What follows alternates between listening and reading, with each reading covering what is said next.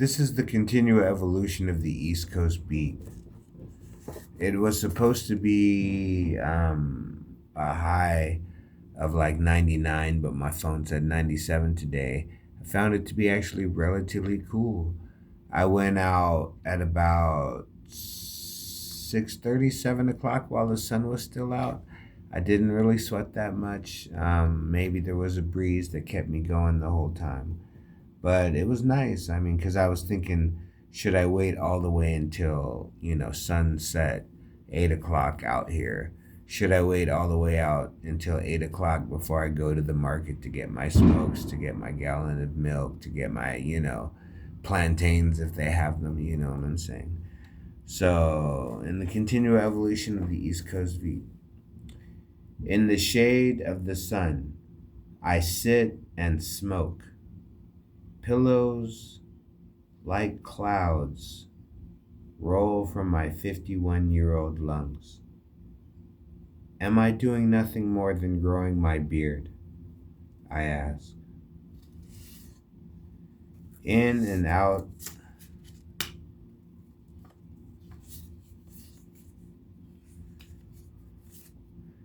I wonder about old friends, some of them the great loves in my life, their being as beautiful as the sunrise.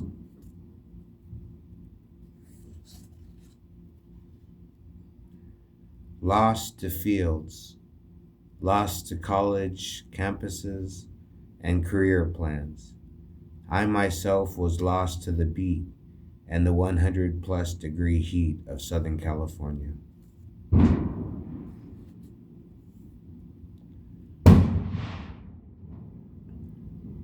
Now I sit in government housing, speaking on Buddhism and beat things, getting lost again in my once fragile mind. Whatever became of those things, I may never know. And in that silence is a forever. Did I ever fail you so?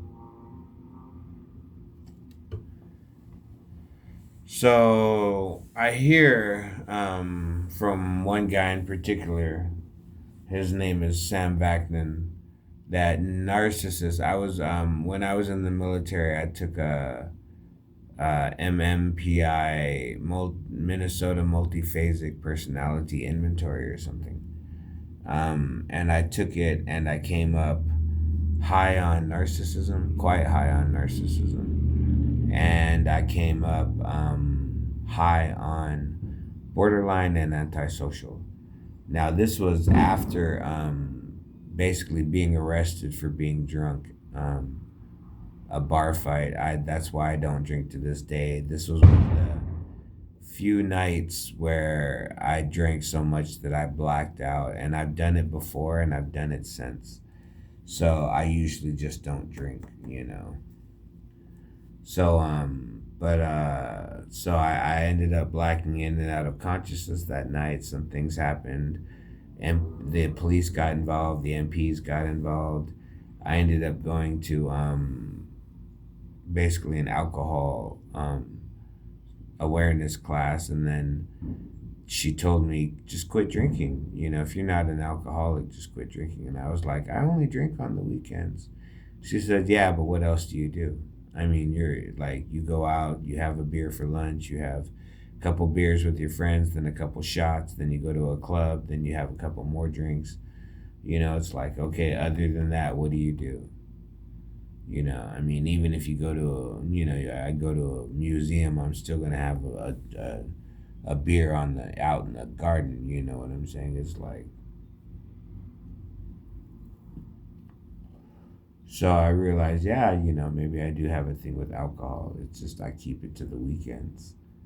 But so she said, then just don't drink. So uh, I went to the Scottish pub that the American soldiers would take over, and I asked the girl, I can't remember what her name is, but I want to say it was like Linda or Lisa or something like that. And she was Scottish. And I asked her, hey, can you make me a pot of coffee? It was like 10 o'clock at night. She said, what? I said, yeah, can you make me a pot of coffee? I told her a little bit about the story, how I was not supposed to drink, and this was how I could prove that I wasn't an alcoholic, was that I could go out on a weekend and not drink alcohol. So that's how I did it. I got the head waitress to make me a pot of coffee at the Soldiers Club, and I would just drink coffee in the corner.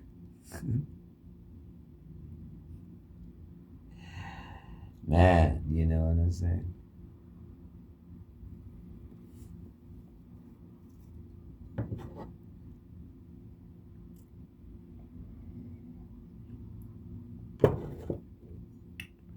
But that's the thing. What is the topic of this day's conversation? Well, as always, you know, we live in our own individual world. It's just common the way that it is. We get comfortable at our own place, wherever that place is that we call our place. We get comfortable in it. And some people can get comfortable in other people's places, and then, hey, he's a pretty chill guy. But it's like, okay, so you get comfortable in your own place, you get comfortable in your own point of view, and you go about life looking at life that you think that everybody kind of either thinks like you or not like you, but you're not ready for people that don't go either way. Honestly, it's like some of these things that mean so much to you mean absolutely nothing to a stranger, you know. So,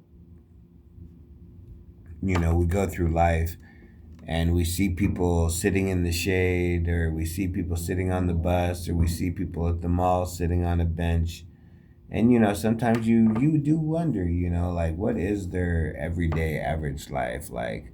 Why'd they buy the car they buy? Do they like their house? Are they happy with their future? It's like sometimes you would just like to be able to know, but that's people's not going to answer those kind of questions. Hey, excuse me, I just see you two sitting here, and I was just wondering, are you guys content with your future? I mean, do you think that maybe with the way the economy's going and your skills that you're gonna manage to come out on top and end up buying your house, and all this other stuff? Like, do you participate in the American dream? You know what I'm saying? I mean, like I said, half the people I know are homeless and don't even have bus passes. So, what is the American dream? Well, I'm an Army veteran and I'm not homeless. So I did what I felt I had to do. And this is the reward for doing that. I got an honorable discharge from the military. I could have continued on and tried to get a medical, eventually it would have worn my body down, but I'd rather get out with one tour and an honorable than anything else, you know what I'm saying? So I got an honorable discharge and I got out of the military. Um, Worked my way around for a while as a cook, which was what I did in the military. And I remember one place I was working with a bunch of 16, 17-year-old kids in this restaurant. They were all high school students, and none of them wanted anything to do with the military. They're like, you know what, you're cool, but I don't want nothing to do with the military. One guy thought maybe the Navy because like his uncle had been in. But the Army, nobody wanted anything to do with the Army. Nobody, no Marine Corps. These weren't do push ups, kind of kids. These are, just funny Colorado, high school kids that were working jobs. And because they had a job, they all had cars and they had girlfriends. And, they just did dumb shit like that. Like, oh, me and my girl went to Denver, to go to the movies. And it's like, I mean, I know when I first moved out to the SB, I had friends that we'd go out to, we drive 20, 40, 60, we've driven out to LA, which is like 80 miles away. We've driven out to LA to watch a movie, because they were only playing it in an LA theater. Hey, I got no problem doing that.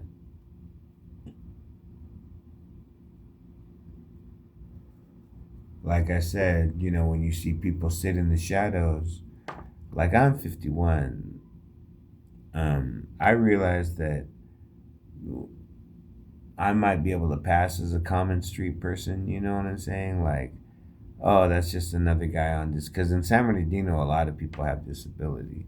So it's not uncommon for people to think that I'm on disability, because I have clean clothes. So they know I'm not homeless, and they know I'm living somewhere, and they know I have money for clothes, and they know I have enough money to be out on the waiting for a bus to go to where am I going? Am I going to university? No, I'm probably going to a market to spend money. So if you want to hit me up for something, you might as well hit me up at the bus stop. You know what I'm saying? Because I got money and a bus pass. So I got more money than 30% of the people that you've seen that day. You know what I'm saying? I mean, I've seen people laying on the concrete for years out here.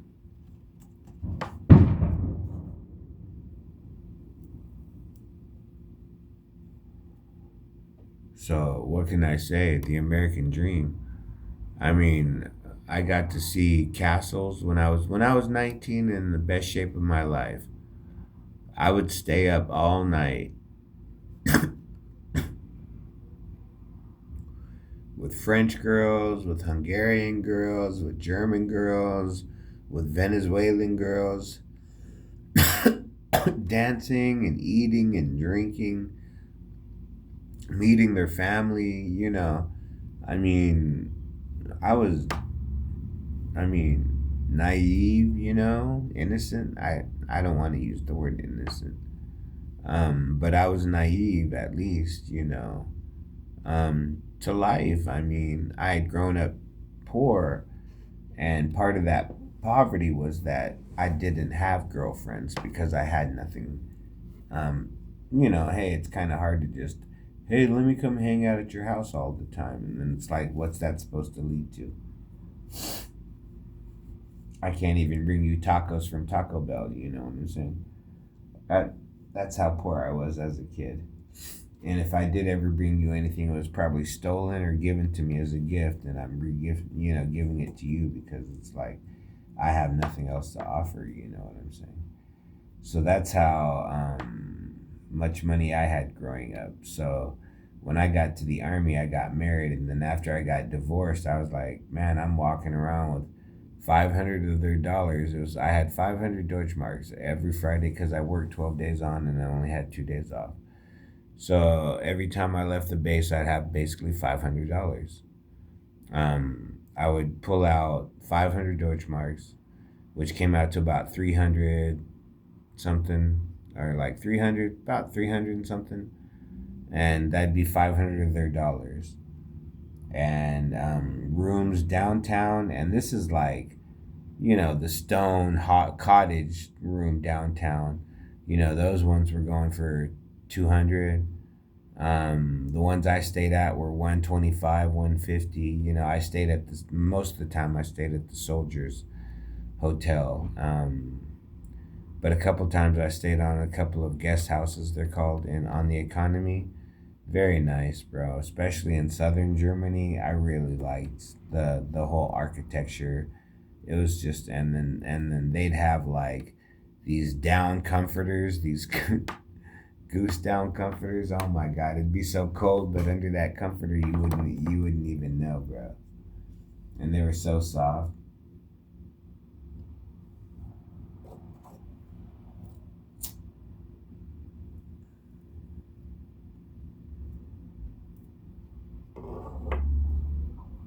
But yeah, so you know, we live in these individual worlds, but yet every we live in one society, and the society moves and it changes.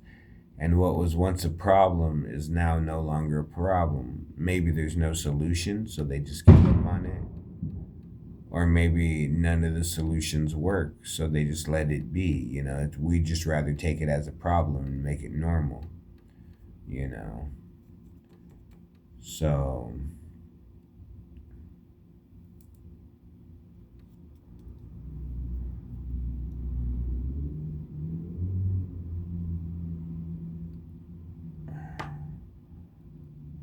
So then, okay, so then how do we go through life? Well, that's the whole thing. Like I said, you know, um, I don't know what's become of these people that I used to know. I don't know. Kids, marriages, divorces, early deaths. I have no idea. But I still think of them from time to time. So they live on in my memory. And in my memory, we did good. I mean, I haven't had a lot of friends, but out of the friends I've had, I feel that the relationships were strong enough to remember 30 years later, strong enough to remember 25 years later. I mean, that's how strong my bonds are, even though, this guy is saying narcissists. But that's what they do is they take a snapshot of you and they don't ever interact with you. Yeah, but that's the whole thing. I don't know where these people are. So I interact with the memories I have of them in my mind. And I hope that, but that's the whole thing is those memories are sweet. You know, like some people talk, about people with narcissism and antisocial and all this other stuff is they can't have friends and they're always, manipulative. And I told my psychiatrist that once.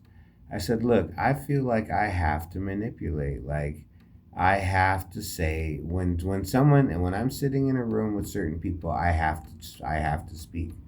I can't just use my right to be silent, you know what I'm saying? So I feel that and when I'm speaking, I'm trying to get them to agree to my side, to see my point of view, whatever that point of view that I happen to be speaking about is. So I'm trying to manipulate them into, agreeing with me, if you want to use those terms. But those seem so negative. Why am I manipulating? I'm simply uh, giving a passionate speech about something that that is directly involved with my life. So I give it from a personal point of view. No need for statistics, and you can just write it down as one patient said, one patient complained, one patient stated. But that's sometimes how I just do it. I mean, I say something because I want them to know, yeah, whatever, mental illness I have, whatever that is, that this is one of the things it thinks. And, some of it, I think about overpopulation, global warming. I think about acid rain. I think about, growing poverty, increased crime and poverty, increased, worth of life. You know what I'm saying? It's like,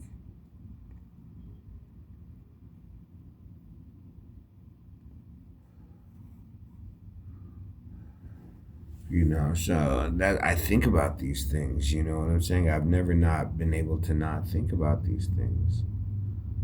So I've lived chained in a way in my life to the things that I read in an American third grade or second grade textbook. I've those thoughts they talked about the prison system and how it's circular and how this happens and how that happens. And I read that stuff, second, third grade, and it made an impact on me. I mean, I can't legitimately say I agree with, everything that the United States of America does, because it has to do things to protect itself that most people would probably rather not know. You know what I'm saying? Am I thankful for the security they give me as a government, for my right to speak on YouTube about such things? Am I thankful that because of what the government does, I can still do this? Yes, I am. You know what I'm saying? I served in the U.S. Army. Like I said, I didn't go infantry. I've never pulled the trigger on an enemy. So I don't know that part of the army, but I know what it's like to get up at 3:30 and work until 11:30 and still pull guard duty and still drive a truck. And I know what that's like, and I know the honor of the first time someone calls you a soldier. They say, "Good job, soldier." One of your NCOs will say it, and you're like, "Yes," you know what I'm saying? Like, that was good. I am getting good at this.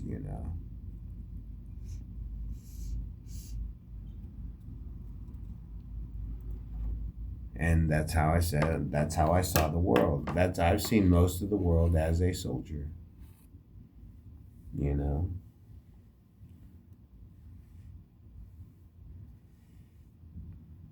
You know, what can I say? So if you were to see me sitting at a bus stop sweating on a 103-degree day and you're thinking, where's this guy even trying to go? Why didn't he wait until later? That's just me trying to get out and live the fullest of the life that I have available to me.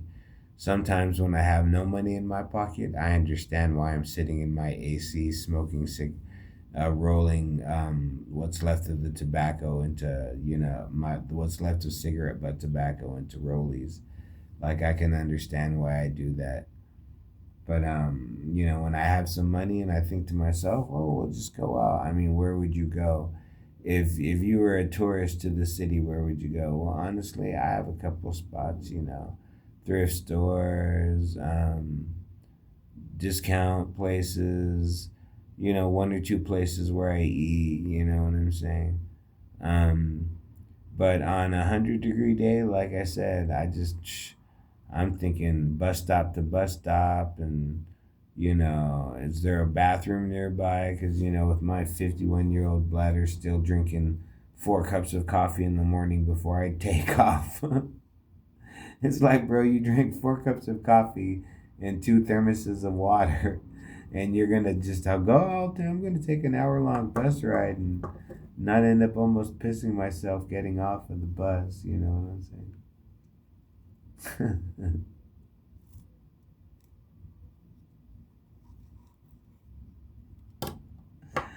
The things about being older, you know what I'm saying?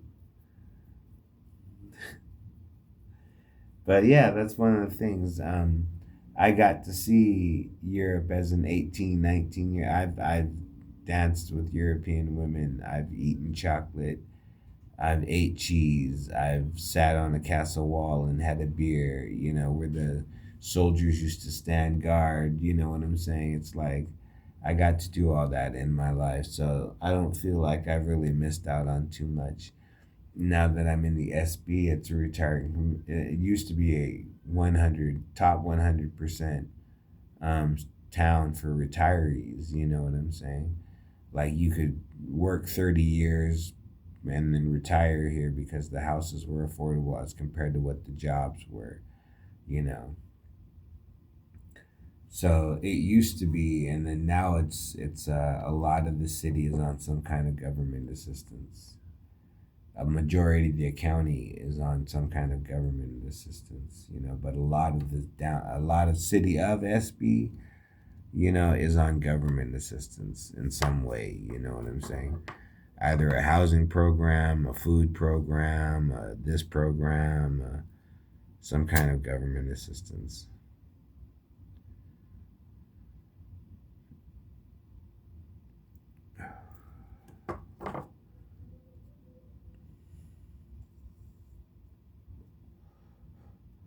So, like I said, but how much do I agree with that? I joined the army.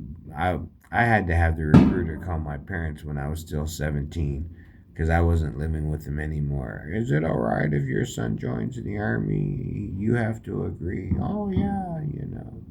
My mom, if that's what you want, I was like, yeah, that's what I want. I want to travel the world as a soldier. You know what I'm saying? I want to see foreign land. I want to wake up before the dawn. I want to drink coffee and smoke cigarettes, and that's what I want as part of my life. When I'm an older man, I want to be able to sit down and remember, oh yeah, I remember when I used to be so tired and I'd finally get to drink that first cup of coffee and smoke that cigarette. I'd already been at work for like 3 hours, you know what I'm saying? After only sleeping for 2 hours, anyways, you know what I'm saying? And you get that break and the sun's already risen, but it's still cool and you get to smoke coffee. You get to smoke and have a coffee at the same time, you know what I'm saying? I remember those times, and so I'm thankful for them. Like I said, if I had had a better body, I probably would have tried to join as infantry, but I knew my body would have failed me, and I could complete a tour as a field cook, but not as an infantryman. So I signed up as a field cook. Um,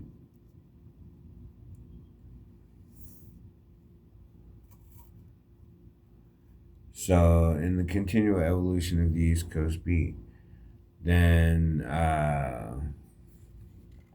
let me read the final page.